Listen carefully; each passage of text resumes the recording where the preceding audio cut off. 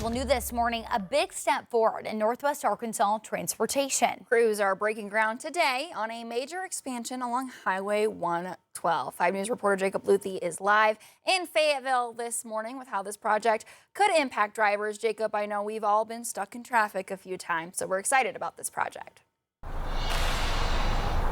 Yeah, good morning, Emily. Good morning, Tiffany. Look, the Highway 112 expansion project is taking this road right behind me from 2 lanes to 4. It's been quiet this morning. We have seen a steady stream of cars, but a lot of people use this road to get to and from work, whether that's from Fayetteville to Bentonville or Bentonville down south to Fayetteville. If they want another option other than I-49, we know how busy I-49 could get during rush hours. So expanding this road, ARDOT says, is to provide drivers with another option to get to school, to get to work, wherever it needs to go. This is one way that ARDOT is looking to address growth. Now, the first phase of the Highway 112 expansion project is expanding 1.5 miles of road, taking Howard Nickell Road from Howard Nickell Road to Truckers Drive, taking that from 2 lanes to 4 lanes. The city of Fayetteville is contributing around $350,000 towards building a new pedestrian tunnel that will be biker as well as pedestrian friendly and provide safety. The Northwest Arkansas Regional Planning Commission also secured a $25 million federal grant to help fund this work. Officials say partnerships like these speed up projects and allow cities to take over future maintenance once construction is complete. ARDOT says expanding 112 is necessary to address safety and population growth along the state's highways. When it's all said and done, the 8-phase expansion project will ultimately expand Highway 112 into a 4-lane corridor connecting Fayetteville and Bentonville, complete with new sidewalks, bike lanes, and 27 roundabouts. This first project will include 3 roundabouts. Traffic flows quicker once people understand how they work, and they're pretty easy, but I understand change is difficult sometimes.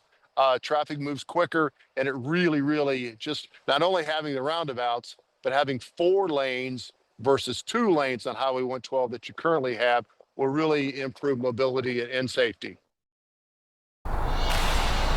And this project costs about $44 million.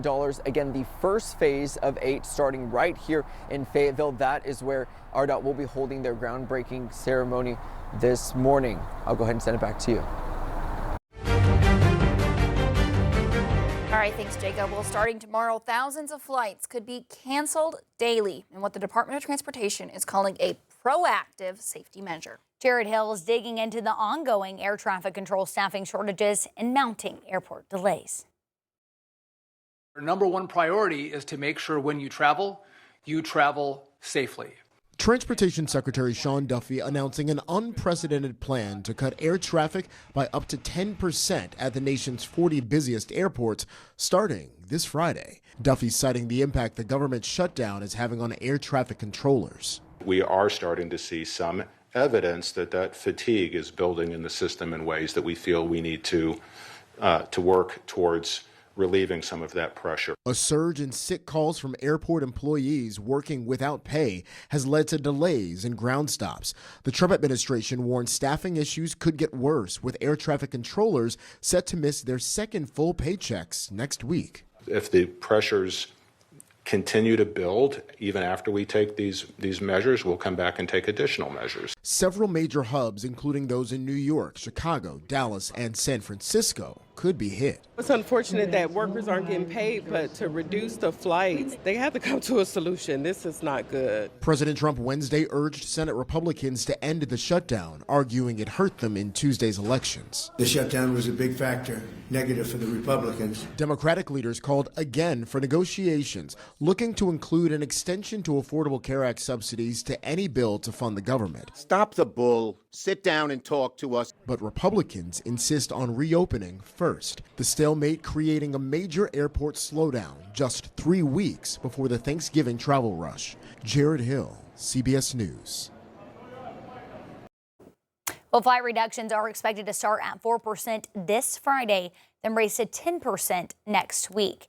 Airlines are working right now to map out a plan to comply with the FAA. From the skies to the store, Arkansas businesses and organizations are stepping up to take care of those who are impacted by the SNAP benefits pause. At one pet clinic in North Little Rock, families can grab non-perishable donations for them and their four-legged friends.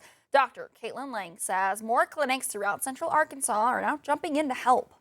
I'm hoping to kind of offset some of that financial burden and keep their pets fed and themselves. Hope we can just, take a little bit off their minds this season for sure.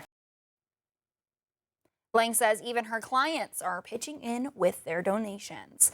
And in continuing coverage this morning, new video adds perspective to the federal lawsuit against the Arkansas State Police. 5 News has obtained 2 dash cam videos showing the moments troopers surrounded a Fayetteville mother's car at gunpoint, only to realize they had the wrong person.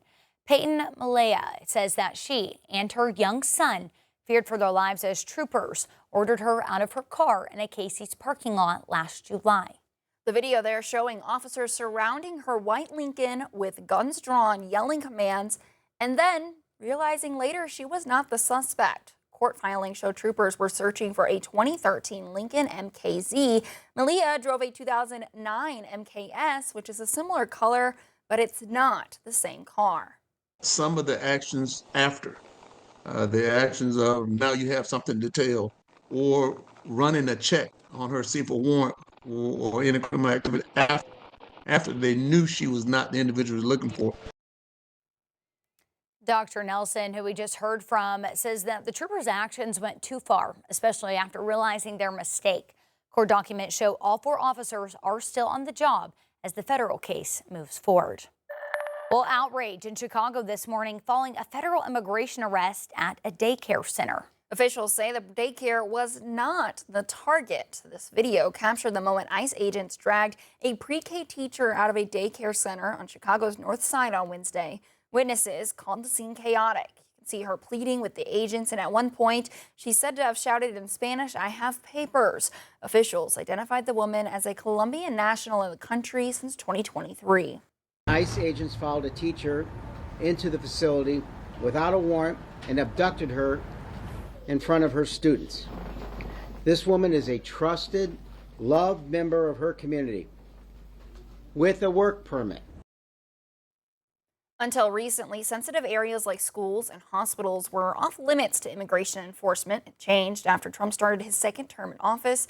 In a statement to CBS News, ICE says that agents followed the woman because she sped away from agents in her car, and then she ran into the daycare center where they arrested her.